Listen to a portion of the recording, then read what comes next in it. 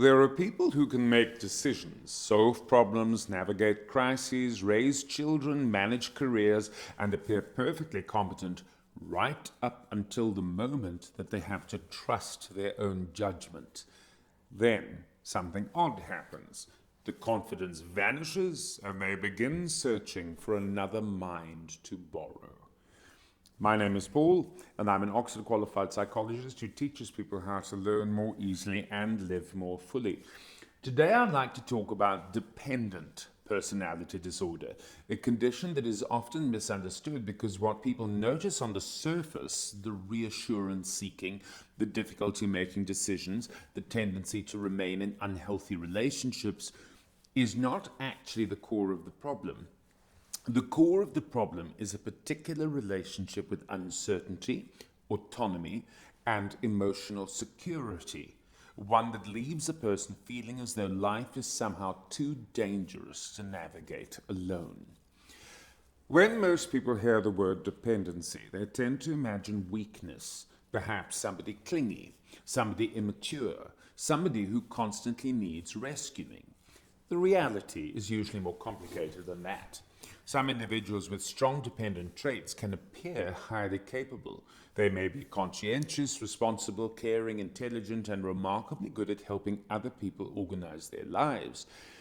Yet, underneath all of this, there can exist a persistent feeling that their own survival, well-being, or emotional stability depends upon remaining attached to somebody stronger, wiser, more competent, or more certain than themselves. The word certain is very important because if avoidant personality disorder often revolves around anticipated rejection, dependent personality disorder frequently revolves around anticipated incapacity. The fear is not merely that other people will leave. The fear is that if they leave, I won't cope. And once that assumption takes root, it begins to reorganize one's behavior. One can observe it in ordinary moments. Somebody spends 20 minutes choosing a restaurant because they're genuinely worried about selecting the wrong one. A person repeatedly asks their partner whether they've handled a situation correctly, despite already knowing the answer themselves. Someone consults friends, family members, colleagues, internet forums, perhaps even strangers, not because information is actually required, but because certainty feels safer when it comes from outside. The behavior often appears rational, in isolation. What reveals the pattern is the accumulation, the inability to trust one's own conclusions, the constant outsourcing of authority, the gradual surrender of agency. Psychologists have approached this phenomenon through several different lenses. Attachment theorists would often point toward early relationships in which safety became strongly associated with proximity to caregivers. Psychodynamic thinkers such as Karen Horney described movements towards others as a strategy for managing anxiety and vulnerability. Cognitive approaches tend to focus on beliefs such as, I cannot manage alone, I need guidance to function properly, or if I disagree with people, I will lose them. Different languages, but similar observations. A person begins to experience independence not as freedom, but as exposure. And of course, that distinction changes just about everything. Most people enjoy support. Human beings are, after all, social creatures. We're supposed to depend on each other to some extent. Healthy dependency is not a pathology. Infants depend on parents. Friends depend on friends. Partners depend on partners. The problem emerges when dependency ceases to be one strand in the fabric of life and instead becomes the entire structure holding the building upright. Mangling metaphors, but I think you know what I mean. Then relationships can start carrying impossible weight.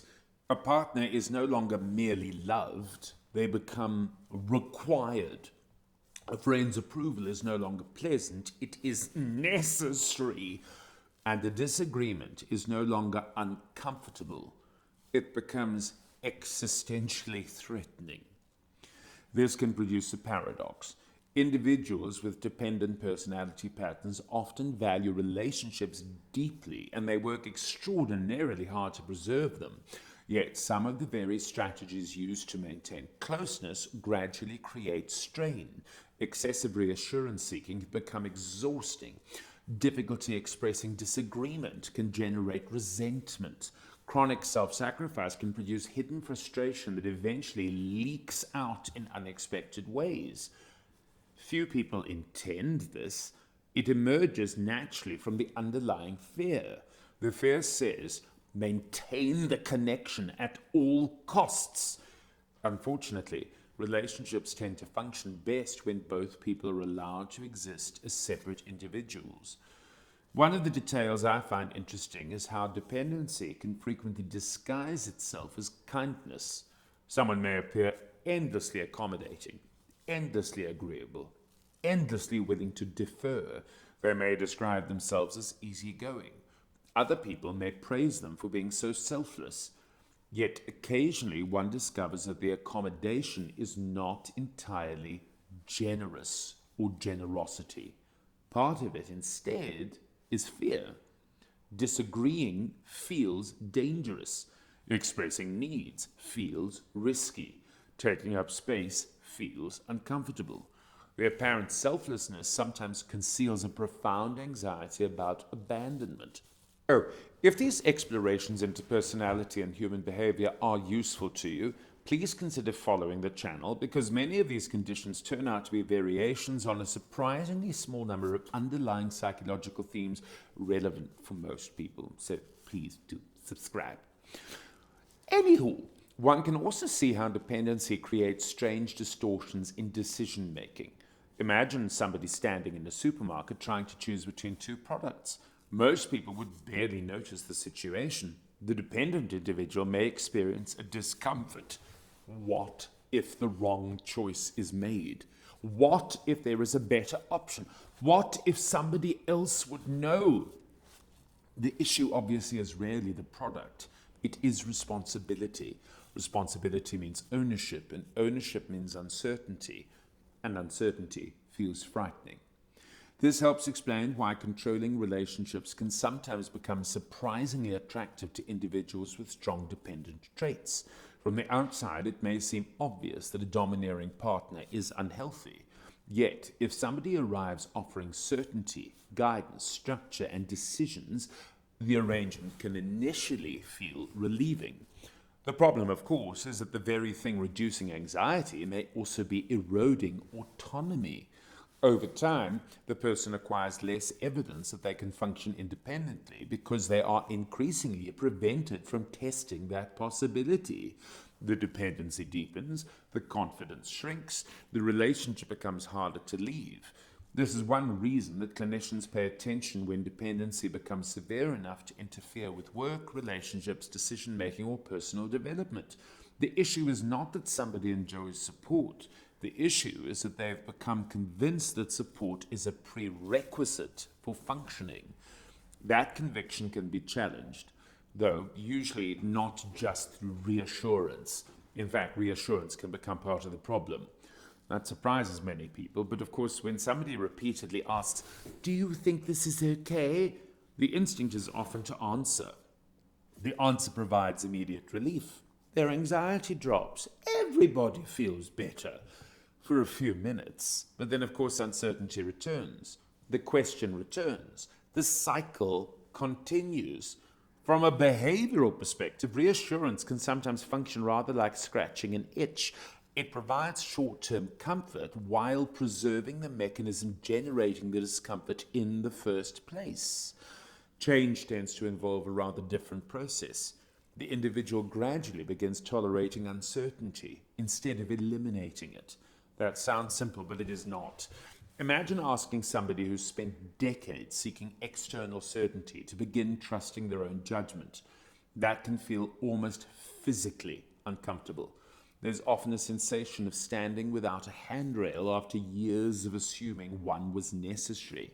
Yet, this is precisely where growth occurs, not through dramatic declaration of independence, but rather Usually it's through embarrassingly small experimentation, making a decision without consultation, expressing a preference, disagreeing respectfully, choosing a course of action, and accepting that absolute certainty is unavailable. Those actions may appear trivial from the outside, but internally they can be of enormous psychological consequence. Several therapeutic approaches can help facilitate this process. Cognitive behavioral therapy may focus on examining beliefs about competence and vulnerability. Schema therapy often explores deeper patterns involving dependence, abandonment, or perceived helplessness. Psychodynamic approaches may investigate how early relational experiences continue shaping present expectations. In some situations, family or couples work can be useful because dependency rarely exists in isolation, almost per definition. It often becomes embedded within relationship systems. When significant anxiety or depression accompanies the pattern, medications such as SSRIs may sometimes be considered by qualified clinicians, of course, though medication generally addresses associated symptoms rather than dependency itself. Decisions regarding medication, of course, always require individual professional assessment rather than general advice. What tends to matter most across approaches is not the specific theoretical language, but the gradual accumulation of corrective experience. The person begins discovering something unexpected. They can cope. Maybe not perfectly and maybe not elegantly. Sometimes, in fact, it's very messily, but they can cope. And once that discovery starts accumulating, a curious shift often occurs. The individual no longer needs to choose between connection and autonomy because they begin recognizing that healthy relationships are capable of containing both. This is perhaps the most important misconception to challenge. The goal is not radical independence because human beings are not islands. Rather, an effective goal is interdependence. A relationship in which support can be requested without becoming mandatory. A relationship in which advice can be considered without becoming law. A relationship in which love enhances the self rather than replacing it. Because dependency becomes pathological not when people need people, because everybody does need people. Rather, it becomes pathological when the self gradually disappears inside that need. And what makes recovery possible is that the self was never truly absent. It was merely under-practiced, hidden behind habits of deference, reassurance-seeking, and self-doubt, waiting, in a sense, for opportunities to discover its own capabilities once more. That discovery rarely arrives as a grand revelation. More often, it emerges through hundreds of ordinary moments in which somebody chooses, acts, tolerates uncertainty, survives, and slowly accumulates evidence that they're stronger than they had previously imagined. They're not invulnerable, they're not entirely self-sufficient, but they are capable enough.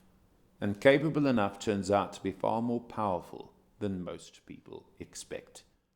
And, as always, if you did find any of these ideas useful, well, perhaps give a follow. Bye-bye. Bye-bye now.